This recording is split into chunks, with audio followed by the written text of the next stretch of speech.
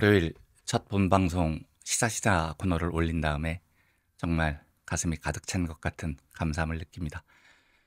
진심으로 저 따위가 뭐라고 많은 분들께서 후원에 참여해 주셨습니다. 제가 15일 화요일 녹화를 하고 있는데 무려 162분이 후원에 참여해 주셨습니다. 한 분 한 분 성함과 숫자를 한동안 쳐다보면서 제가 뭐라고 이렇게까지 해주시나 싶다가 앞으로 이완배라는 평범한 유튜버가 반드시 염치를 알고 고마움을 알고 이 따뜻한 도움의 손길을 잊지 않고 살아가겠노라고 다짐하고 또 다짐했습니다. 신경림 시인의 작품 이런 내가 되어야 한다. 제가 참 좋아하는 시인데 월요일 화요일 그 시를 몇 번이고 다시 읽었습니다. 마지막 대목만 잠깐 읽어보겠습니다. 내가 잊어서는 안 될 이름들을 늘 기억하며 내 작은 힘이 타인의 삶에 용기를 줄 수 있는 배려를 잊지 말고 한순간도 머무르지 않고 끊임없이 역사와 함께 흐를 수 있는 그런 내가 되어야 한다.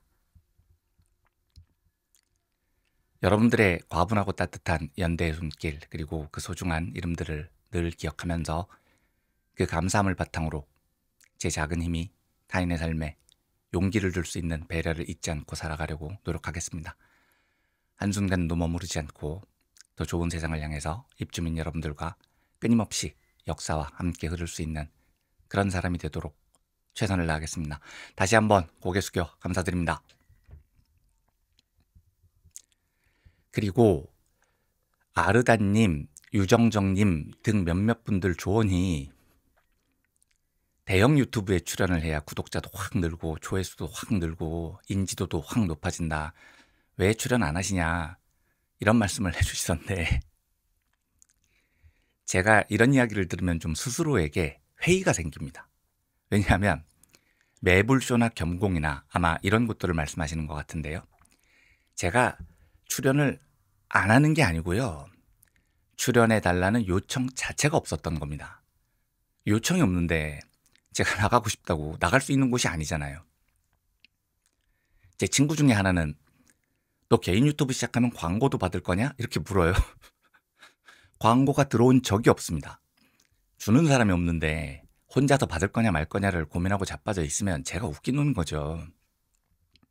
민중의 소리에서 경제 속살 할 때에도 거긴 왜 광고를 안 받아요? 물으시는 분이 있었습니다. 근데 광고가 안 들어와서 안 받은 겁니다. 뭐 들어와야 고민을 해볼 거 아니겠습니까? 또 유튜브마다 가입 버튼을 누르면 멤버십 회원이 될 수 있는 게 있다면서요. 월 얼마씩 정기적으로 내시는. 그건 왜 안 하냐고 묻는 친구도 있더라고요. 저는 못 만들어요. 자격이 안 됩니다. 일정 시청 시간, 일정 동영상 숫자가 넘어야 그런 걸 할 수 있는 자격이 생긴다고 하던데 저는 지금 자격이 안 됩니다. 자격이 되면 고민을 해볼 텐데 자격도 없는데 그걸 고민하기가 너무 민망하더라고요. 다만 약간 미리 한 고민을 좀 말씀드리면 일단 그 대형 유튜브에서 오라고 안 했습니다. 예. 그리고 안 할 것 같아요 앞으로도. 근데 이걸 전제로 만에 하나, 100만에 하나 저에게 한번 나와보세요 하고 기회가 주어진다면 매우 주제넘는 이야기지만 당분간은 피하고 싶습니다. 이것도 웃긴 게 피하는 게 아니고 제안이 안 온 건데 뭐 지가 피하기는 뭘 피해 이런 스스로 웃긴 생각이 드는데 유일하게 김용민 목사님이 주 1회 출연 제안을 해주셨습니다. 근데 제가 정중히 거절을 드렸습니다. 이유는 김 목사님께 그동안 너무 신세진 게 많기도 해서고 당분간은 제가 감당할 수 있는 일을 하고 싶습니다. 제 꿈이 대형 유튜버가 되는 게 아니고 근데 이거 사실 이런 말도 대형 유튜버가 될 능력이 있는 사람이 해야 설득력이 있는 건데 저는 그럴 능력이 애초부터 없었으나 어쨌든 그게 제 꿈은 아닙니다. 제가 감당할 수 있는 규모에서 가을쯤 되면 모임을 갖고 서로 얼굴을 보고 장기적으로 어떤 공동체를 만들어갈까를 상의드리고 이게 현재 제 꿈이기 때문에 감당하지 못할 일의 영역으로 진입하는 건 제가 조금 더 내실을 쌓고 실력을 쌓은 뒤에 고민을 해보겠습니다. 그리고 조금만 더 실무적인 이야기를 드리면 월요일에도 말씀드렸지만 지금 저 위에 올린 후원 계좌는 어떤 공익적 성격 없이 100% 제 생계 때문에 올린 겁니다. 다시 한번 죄송스럽고 궁색하다는 말씀을 드립니다. 따뜻한 마음으로 저의 이런 행동들을 용서해 주시고 관대하게 봐주셨으면 합니다. 그리고 후원 계좌 이름이 카카오뱅크로 돼 있어서 이건 뭐냐, 어떻게 보내는 거냐, 국민은행에서는 안 되는 거냐 물으시는 분들이 있으셨습니다. 그런데 저건 다른 은행 계좌하고 똑같은 그냥 평범한 계좌 이름입니다. 아무 은행에서나 내가 송금할 은행 찾으시면 카카오뱅크가 있습니다. 카카오페이로 보내야 된다 이런 게 전혀 아니니까, 여러분들이 평소에 쓰시는 은행 계좌와 똑같은 계좌이니까 평범한 방식으로 송금이 가능합니다. 그리고 자꾸 계좌 이야기가 길어져서 죄송스러운데, 해외 시청자 여러분들 중에 페이팔 송금도 가능하게 해달라는 요청이 있으셨습니다. 그래서 제가 페이팔에 가입을 해서 지금 계좌를 받고 있는 중입니다. 제가 이런 걸 해본 적이 없어서 좀 헤맸는데 연결 계좌를 확인하는데 며칠이 걸리더라고요. 조만간 페이팔에서 답이 오면 페이팔 후원 계좌도 저 위에 올리겠습니다. 그리고 후원 계좌를 더보기에 올려달라는 부탁도 있으셨습니다. 이렇게 하면 계좌 복사가 쉬우시다고 말씀해 주셔서 이 컨텐츠 더보기, 또 저희 유튜브 소개글 더보기에도 올려놨습니다. 다시 한번 무거운 마음으로 진심으로 모든 분들께 감사드립니다. 그리고 제가 이번 동영상 소개글과 유튜브 게시물에 제 이메일을 올렸습니다. 앞으로도 계속 올려놓겠습니다. 댓글보다 좀 더 긴 말씀이 있으시면 이메일로 자유롭게 이야기를 해주십시오. 근처에 계시면 편하게 술 한잔 하자 하셔도 됩니다. 영광으로 생각하고 찾아뵙겠습니다. 그리고 혹시 후원금을 보내셨는데 오송금 잘못 보내신 분들도 꼭 이메일로 이야기를 해주셨으면 합니다. 원래는 한 분이 되게 마음에 걸린 분이 있었습니다. 제가 상상한 한도를 많이 넘는 금액을 보내셔서 혹시 잘못 보내신 게 아닌가 싶은 걱정이 많이 됐었는데, 게시물에도 올렸지만 다행히 메일로 서로 연락이 됐습니다. 진심으로 감사드립니다. 지금부터는 후원자 여러분들의 소중한 성함을 부르면서 감사를 드릴 텐데, 제가 현재 이 고마운 분들에게 감사의 뜻을 표현할 수 있는 거의 유일한 방법이 이겁니다. 그래서 해량을 부탁드립니다. 제가 화면 하단에 앵커를 걸었습니다. 혹시 나는 바로 본 콘텐츠부터 듣고 싶다고 하시는 분들은 앵커를 통해서 본 방송으로 넘어가시는 조금의 수고를 부탁드리겠습니다. 오늘이 명단이 좀 깁니다. 아마 월요일 방송이 첫 방송이어서 많은 분들이 특별히 격려해 주신 것으로 이해하고 있습니다. 오늘 방송부터는 길이가 많이 줄어들 것 같습니다. 제가 화요일에 녹화를 하고 있어서 14일 월요일 하루 동안 후원해 주신 분들께 먼저 감사 인사를 드리겠습니다. 혹시 15일 화요일에 후원해 주신 분들은 금요일 잡담 시간에 진심으로 감사를 따로 드리겠습니다. 이별완님, 응원합니다님, 류토피아님, 김별진님, 박별자님, 화팅하세요님, 안별모님, 박별윤님, 응원합니다님, 해시민 유별님, 해시민은 정준희 교수가 하시는 해시TV 회원분들이십니다. 최근 몇 번 뵀었는데 감사합니다. 이별희님, 이별옥님, 레몬페퍼님, 감사합니다님, 정별혜님, 이별주님, 조별길님, 남별희 꽃구름님, 아마 민중의 소리 시절 자주 후원해 주시던 꽃구름 아이디 쓰시던 분이 아닐까 싶습니다. 감사합니다. 김별일님, 이별순님, 쌀밥 한 숟갈님, 첫방 축하드려요 하트님, 산도깨비님, 김별남님, 허별화님, 진아님.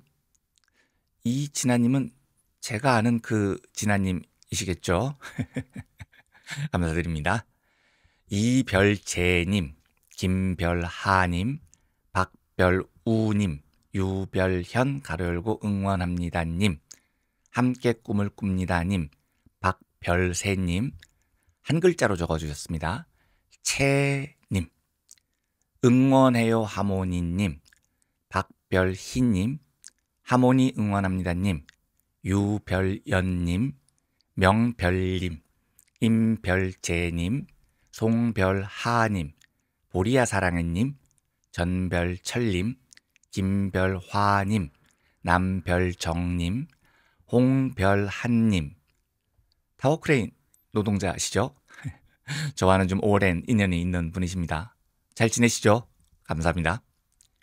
최근팬님, 윤별진 베로니카님, 박별환님, 박별경님, 김별우님, 후원금 이별진님, 박별숙님, 박별경님, 이별연님, 임별옥님, 허별희님, 임별옥님, 신별하님, 배별임님, 박별선님, 정별승 7에서 12월님. 이분은 유튜브 아이디가 미키정님이신 것 같습니다. 하반기 정기 후원을 한꺼번에 하시는 심정으로 7에서 12월 분을 몰아서 보내주셨습니다. 감사드립니다. 김별성님, 이완배 흥애라님, 김별희님, 허별님, 박별민님, 임별주님, 미약한 마중물입니다님. 전혀 미약하지 않은 마중물을 보내시고 그렇게 말씀해 주셔서 몸둘 바를 모르겠습니다. 하모니 화이팅님, EC222님, 고별봉님, 이별우님. 제가 아는 그 이별우님이시겠죠? 예, 조만간 소주 한잔 하셔야죠. 감사합니다.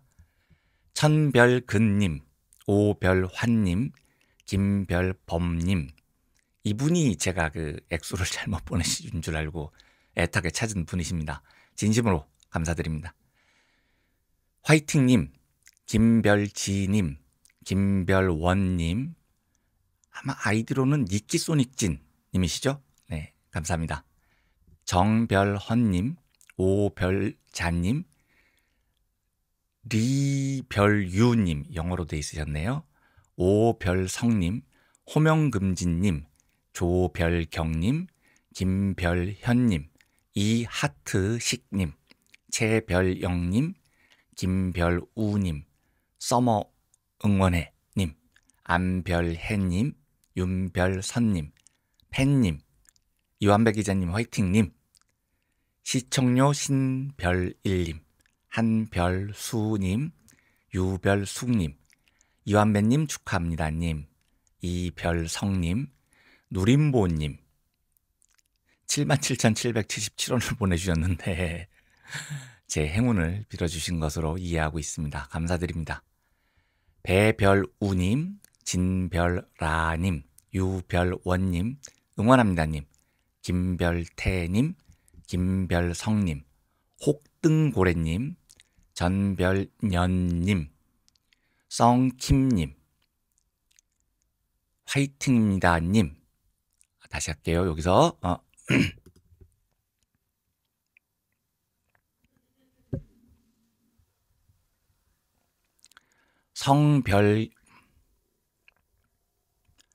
성별킴님 영어로 적어주셨습니다.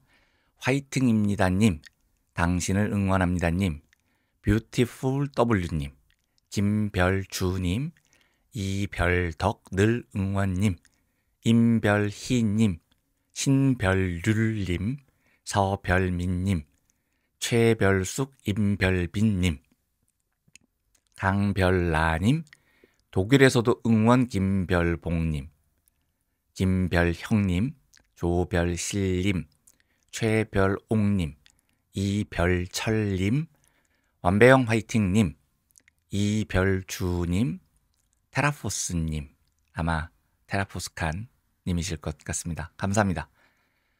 하모니 응원가님, 송별호님, 김별진님, 제가 아는 분과 성함이 똑같아서 청주의 그분이시죠? 하려다가 성함이 약간 흔한 편이세요. 그래서 더 말씀을 못 드리겠습니다. 제가 아는 사리님과 관련된 분이시면 앞으로 사리님도 글자 넣어주시면 추억을 되살리면서 감사하겠습니다.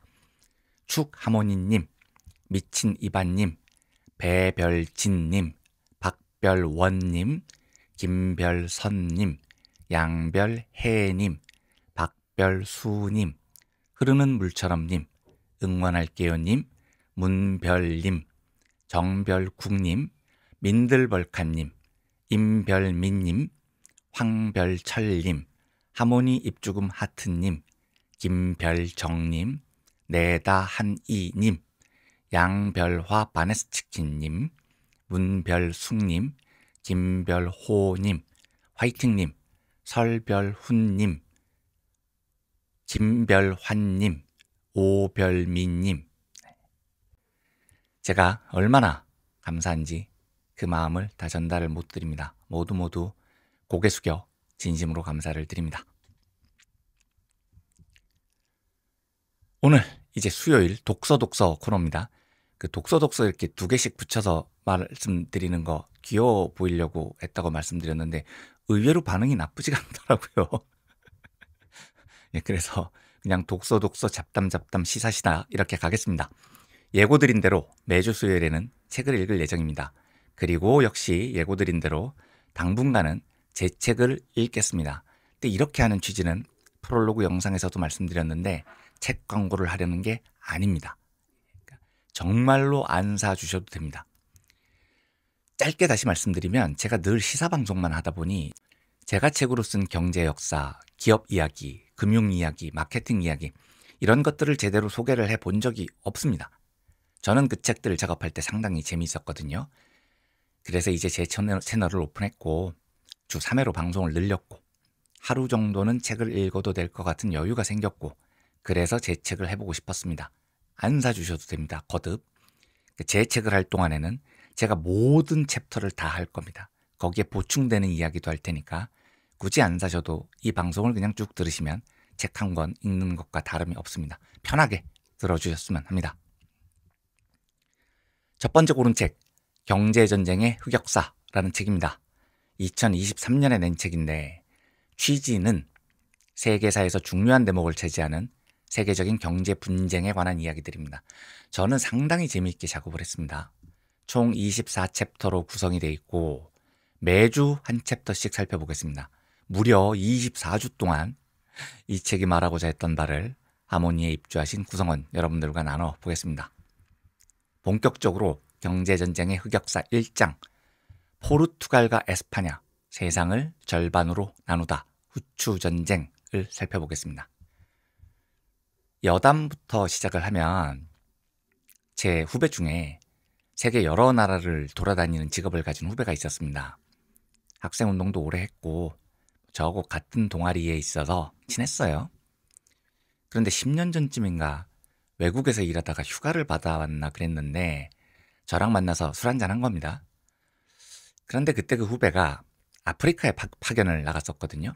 그래서 어떠냐 물어봤더니 와, 형, 깜둥이 새끼들은 패야 돼. 그래야 말을 들어. 이러는 겁니다.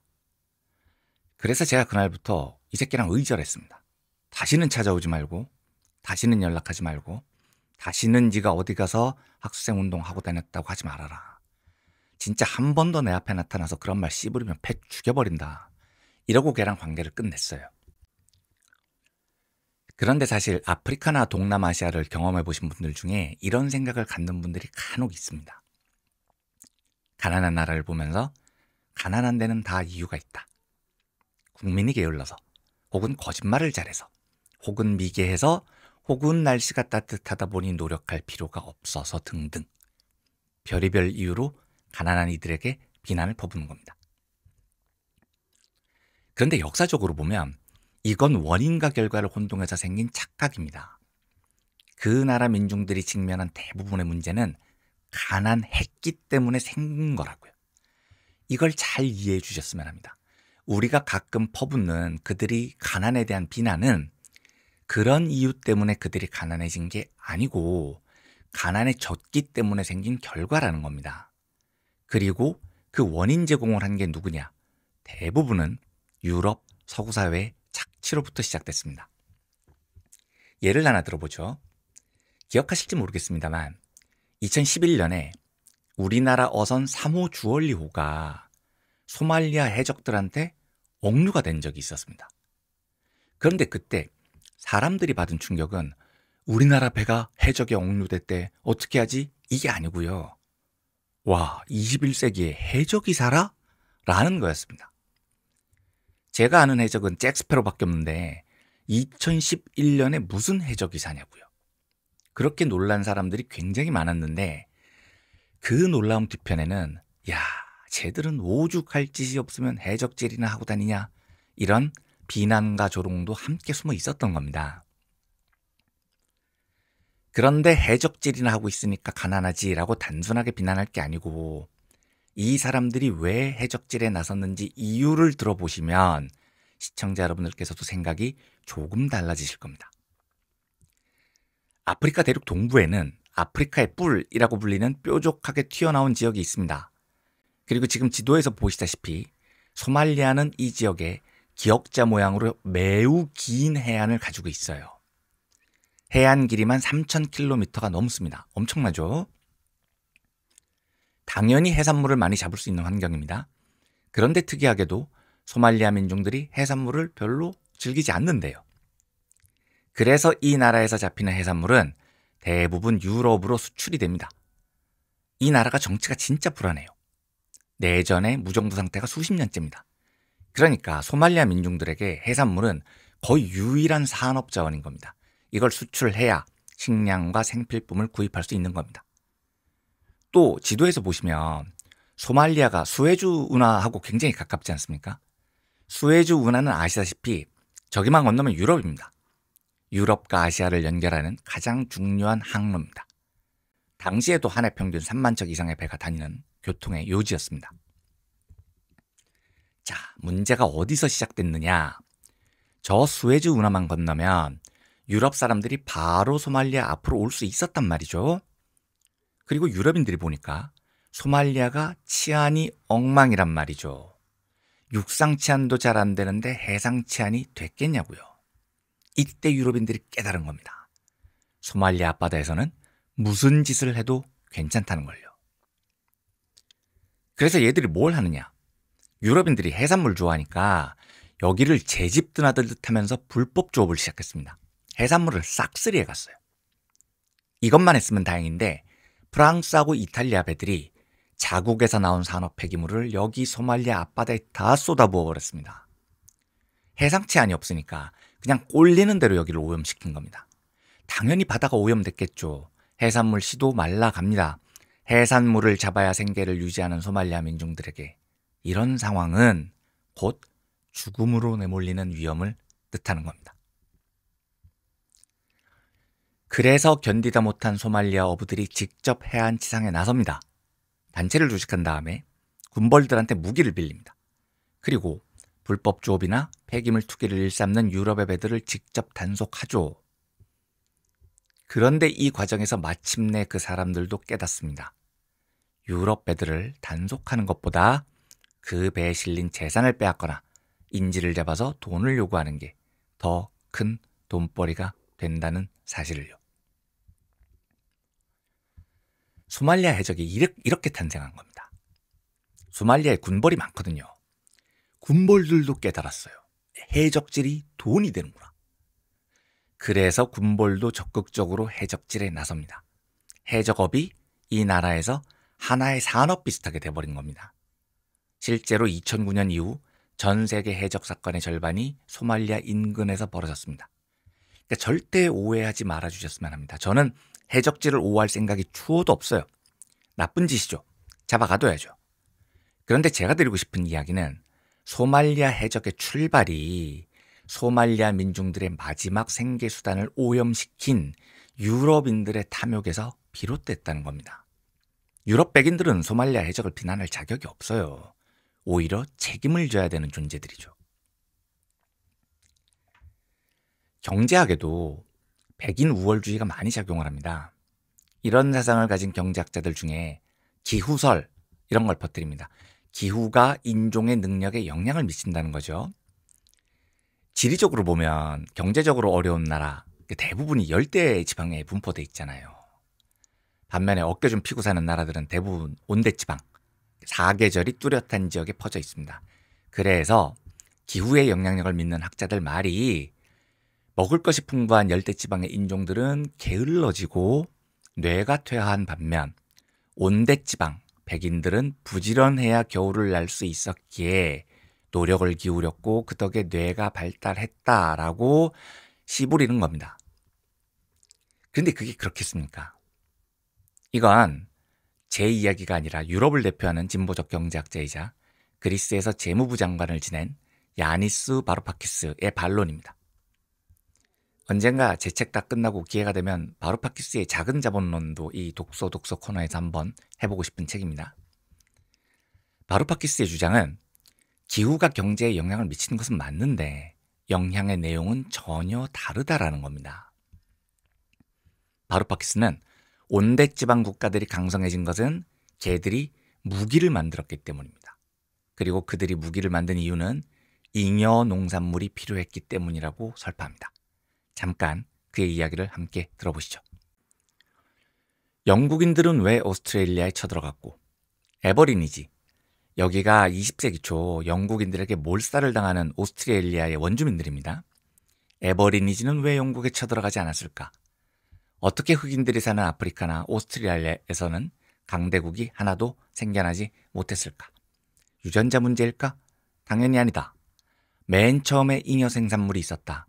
잉여 농산물이 없었다면 군대, 전제국가, 글자, 기술, 화약, 대형 선박 등이 발전할 이유도 없었을 것이다. 그리고 농경은 오스트레일리아의 애버리니지와 같이 비농경 사회의 주민을 학살할 수 있는 생화학 무기까지 만들었다.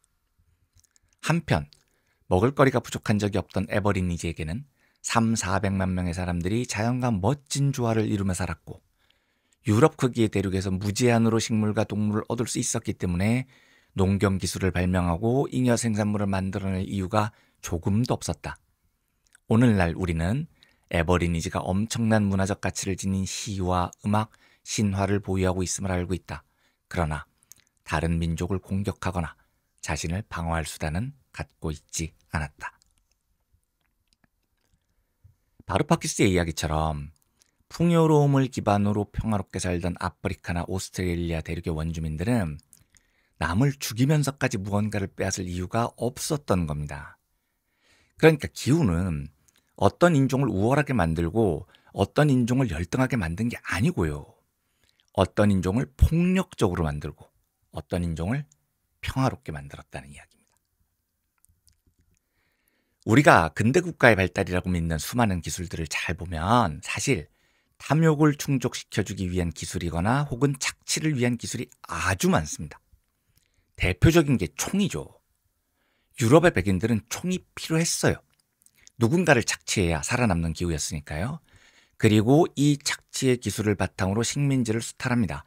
이걸 유럽 백인들은 발전이라고 부르는지는 모르겠지만 제 상식으로 그것은 폭력이나 착취의 기술 같은 겁니다. 이제 좀 더 나아가 보겠습니다. 유럽인들의 탐욕이 세계 곳곳에서 엄청난 비극을 만들어냅니다. 그렇다면 유럽인들의 세계 침략이 어떻게 시작됐는지 원인을 살펴볼 필요가 있겠죠. 수백 가지 이유가 있을 텐데 놀랍게도 가장 중요한 원인 중 하나가 후추입니다. 후추가 원래 인도 남부에서 자라던 농작물이에요. 기후도 많이 타고 키우기도 까다로워서 인도 이외의 지역에서 후추를 재배하기가 쉽지 않았다고 하더라고요. 근데 문제는 후추가 유럽인들의 입맛에 너무 잘 맞는 겁니다. 특히 유럽인들이 육식, 고기 많이 먹잖아요. 고기에 후추 뿌려 먹으면 맛있거든요. 심지어 당시 유럽인들 중에는 후추를 먹으면 불로장생할 수 있다고 믿는 사람들까지 있었다는 겁니다. 그런데 문제는 인도로부터 후추를 수입해야 되는데 이 경로가 만만치 않다는 겁니다. 유럽과 인도 사이에 아라비아 사막이 가로막고 있잖아요. 실제로 15세기 중반 유럽인들에게 인도의 후추를 소개한 사람들이 아라비아 상인들이었다고요. 근데 원래 무역이라는 게 그렇지 않습니까? 유럽인들이 후추를 너무 좋아하니까 이걸 중개하던 아라비아 상인들이 당연히 후추 가격을 올렸겠죠. 이래서 유럽 후추 가격이 몇 배로 뛴 겁니다. 유럽인들은 저 아라비아 상인들을 두들겨 패서라도 후추를 싼 값에 들여오고 싶은데 그게 쉬운 일이 아닌 겁니다. 유럽 애들이 아랍인들하고 몇 번 붙어봤거든요. 그 유명한 십자군 원정이 그런 겁니다. 그리고 쟤들하고 붙으면 쉽게 못 이겨. 쟤들 열나 세. 이걸 확인한 겁니다. 진퇴양난이죠. 싸워서 이길 자신은 없고 그렇다고 후추를 포기할 수도 없고요. 그래서 유럽인들이 내린 새로운 결론이 아라비아를 거치지 않고 인도에 도착할 수 있는 새로운 길을 찾자라는 것이었습니다. 그래서 가장 먼저 새로운 길을 찾아 나선 나라가 포르투갈입니다. 이걸 먼저 시작한 사람이 엔히크라는 포르투갈 왕자인데 유럽인들이 이 사람을 항해왕이라고 부르더라고요. 예, 지랄도 적당히 하라고 하세요. 항해왕은 무슨 항해왕입니까? 이 사람은 침략왕, 착지왕이라고 불러야 마땅한 사람입니다. 아무튼 그 엔히크가 어떤 발상을 하냐면 아프리카를 타고 끝없이 내려가면 아프리카 대륙을 한 바퀴 돌아서 인도로 향할 수 있다는 겁니다. 문제는 애니크가 아프리카 대륙을 끼고 남쪽으로 이동하면서 닥치는 대로 아프리카를 식민지로 삼습니다. 애니크가 독실한 기독교 신자였거든요. 아프리카를 침략한 명분은 기독교를 전파한다라는 거였습니다. 그 명목으로 아프리카를 자기 땅으로 만들고 황금 같은 자원을 쉴 새 없이 약탈을 합니다. 예수님이 언제 너희들 보고 선교를 명분으로 다른 민중들을 수탈하라고 가르쳤습니까? 성경 어느 대목에 니들한테 그럴 권리를 줬냐고요. 결국 애니크가 인도에 도착을 못하고 죽습니다. 하지만 그가 죽은 뒤에도 포르투갈인들이 계속 아프리카 끝을 향해서 남진을 합니다. 1488년 1월 포르투갈 함대가 마침내 아프리카 최남단을 통과합니다. 이전까지 포르투갈 함대가 끝없이 아프리카 대륙 서부 해안을 끼고 이렇게 따라서 남진을 했다면 이 변곡점을 돌파한 다음부터는 이제 아프리카 동부 해안을 끼고 북진을 시작한 겁니다. 포르투갈인들이 꿈에 그리던 인도를 향한 항로를 찾은 겁니다. 그래서 걔들이 너무 감격한 나머지 아프리카 최남단을 희망봉이라고 불러요. 그런데 그게 너네한테나 희망이죠. 니네가 그 짓을 하면서 수십 년 동안 아프리카 대륙의 수많은 민중들이 목숨을 잃었다고요. 아프리카 원주민들 입장에서는 그건 희망봉이 아니고 절망봉이었던 겁니다. 대륙 서부를 수탈하던 유럽인들이 동부를 수탈할 새 길을 찾은 거니까요. 당시 유럽에서 포르투갈과 해상 패권을 다퉜던 대표적인 나라가 에스파냐, 스페인입니다. 스페인 입장에서 포르투갈이 아프리카를 다 먹고 인도를 향한 항로를 차지하니까 당연히 배가 아팠을 거잖아요. 그래서 에스파냐도 다른 항로 개척에 나섭니다. 포르투갈이 남쪽을 향했잖아요. 에스파냐는 서쪽을 선택합니다. 에스파냐 생각은 지구는 둥그니까 서쪽을 향해서 자꾸자꾸 나가면 온 세상 어린이를 다 만나고 오는 게 아니고 언젠가 인도에 도착할 수 있다는 계획을 세운 겁니다. 이 계획을 세운 인물이 이탈리아 탐험가 크리스토퍼 콜럼버스였습니다. 그리고 콜럼버스는 자기 계획을 당시 에스파냐 통치자 이사벨 1세한테 설명을 합니다. 에스파냐가 콜럼버스의 후원을 결정합니다. 그래서 콜럼버스가 서쪽으로 배를 저어나갑니다. 그러다 얘들 눈에 띈 게 아메리카 대륙인 겁니다. 웃긴 게 콜럼버스는 아메리카 대륙이 인도라고 진짜 믿었대요. 그래서 백인들이 아메리카 원주민을 인디언이라고 부르잖아요. 진짜 웃긴 소리입니다. 인디언이 인도 사람이라는 뜻인데 거기 사신 원주민분들은 인도하고 아무 상관이 없는 사람들이에요. 그리고 제가 진짜 웃기다고 생각하는 게 유럽인들은 콜럼버스가 아메리카를 발견했다고 말하고 그 발견했다는 대륙을 신대륙이라고 불렀단 말이죠. 진짜 황당한 어법입니다. 발견은 이전까지 없던 걸 발견해야 발견이죠. 아메리카 대륙이 어디 바닷속에 숨겨져 있었습니까? 니네들 눈에 처음 띈 것뿐이에요. 심지어 아메리카 대륙에는 원주민들이 수십만 년 동안 살고 있었습니다. 아메리카는 절대 새로 등장한 신대륙이 아닙니다. 백인들에게 발견된 것도 아닙니다. 원주민을 부르는 명칭은 인디언일 수가 없는 겁니다. 이건 그냥 세계사를 너무 유럽 백인들의 시각으로 본 겁니다. 당연히 이렇게 유럽에 알려진 아메리카 대륙은 이후에 유럽 제국주의자들에게 철저하게 착취를 당합니다. 포르투갈이 후추를 찾아서 남쪽으로 향하면서 아프리카를 초토화한 것처럼 에스파냐도 후추를 찾아서 서쪽으로 향하면서 아메리카를 짓밟습니다. 그래서 포르투갈과 에스파냐 이 두 세력이 전 세계 패권을 두고 충돌을 해요. 야, 이 식민지는 내 거야, 이 식민지는 내 거야 이러면서 양쪽이 너무 싸우니까 교황 알렉산데르 6세가 중재에 나섭니다. 어떻게 하느냐? 두 나라 대표를 불러요. 그리고 지도를 쫙 펼친 다음에 아프리카 대륙 가장 서쪽에 있는 케이프 베르데라는 섬에서 서쪽으로 480km 떨어진 곳을 손가락으로 딱 짚습니다. 지금 나오는 지도로 보면 가운데 있는 보라색 점선이 그 기준선입니다. 그리고는 교황말이 앞으로 두 나라는 싸우지 말고 이 지점을 기점으로 서쪽은 에스파냐가, 동쪽은 포르투갈이 각각 먹어라 라는 칙령을 내립니다.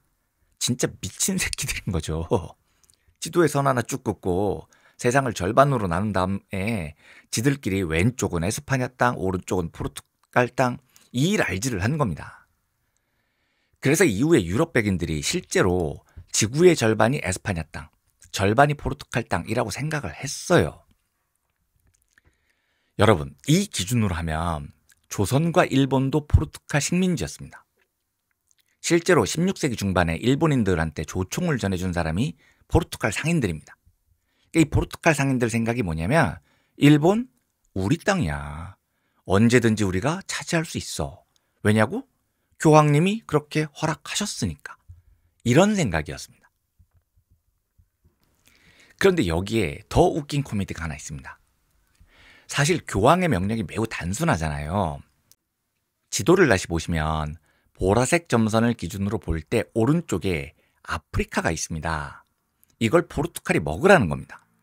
그리고 보라색 점선 왼쪽에 아메리카가 있죠. 이건 에스파냐가 먹으라는 겁니다. 그런데 보시다시피 대륙 면적이 달라도 너무 다르잖아요. 아프리카보다 아메리카가 2배나 큽니다. 남북 아메리카가 있으니까요. 그래서 포르투갈이 아니 아무리 교황님 말씀이어도 아프리카 면적의 2배나 되는 아메리카를 전부 에스파냐가 먹는 건 좀 아니지 않습니까? 하고 개긴 겁니다. 근데 교황이 생각해보니까 그게 또 그렇거든요. 그래서 1494년에 두 나라가 새로운 기하학적인 영토 조약을 맺습니다. 그게 바로 기존 기준선을 서쪽으로 1000km 더 옮기는 거예요. 이걸 토르데시아스 조약이라고 합니다. 지금 지도에서 점선 오른쪽 굵은 보라색 실선이 새 기준선이 됩니다. 저렇게 기준선이 서쪽으로 이동을 하는 바람에 남아메리카 대륙에서 동쪽으로 제일 튀어나온 브라질이요. 기준선 동쪽, 그러니까 포르투갈 땅으로 걸려버린 겁니다. 그래서 지금 남미 지역 국가들이 에스파냐의 지배를 오래 받았고 지금도 스페인어를 공용어로 사용하잖아요. 하지만 브라질만 포르투갈의 지배를 받았고 포르투갈어를 공용어로 씁니다. 후추로 시작된 포르투갈과 에스파냐의 식민지 전쟁이 전 세계 민중들의 자주적 의지와 아무런 상관도 없이 세계를 지 멋대로 2개로 쪼개버린 겁니다. 실로 황당하고 처참한 역사입니다. 예, 1장 내용을 이것으로 마치겠습니다. 저는 이 책 작업할 때 매우 흥미롭게 일을 했는데 시청자 여러분들께서는 어떻게 보셨는지 모르겠습니다. 늘 댓글 많이 달아주시고요. 메일도 많이 보내주시고요. 항상 경청하겠습니다. 그리고 다음 주 금요일 독서 시간에는 경제전쟁의 흑역사 2장, 주식회사의 출발로 촉발된 바다의 패권 다툼, 영란전쟁 챕터를 함께 살펴보겠습니다. 그리고 내일 모레 금요일 오전 8시 잡담 시간, 이걸 자꾸 농담이라고 부르는 분들이 계시던데 정식 이름은 잡담입니다. 이 시간에는 제가 동아일보를 나오게 된 퇴사기로 찾아뵙겠습니다. 그런 걸 누가 궁금해 하겠냐 싶기도 한데 이게 의외로 재밌습니다. 제 인생에서 당한 가장 코미디 같은 일이고 가장 슬픈 일이기도 합니다. 편하게 들어주셨으면 좋겠습니다. 금요일에 뵙겠습니다. 진심으로 감사드립니다.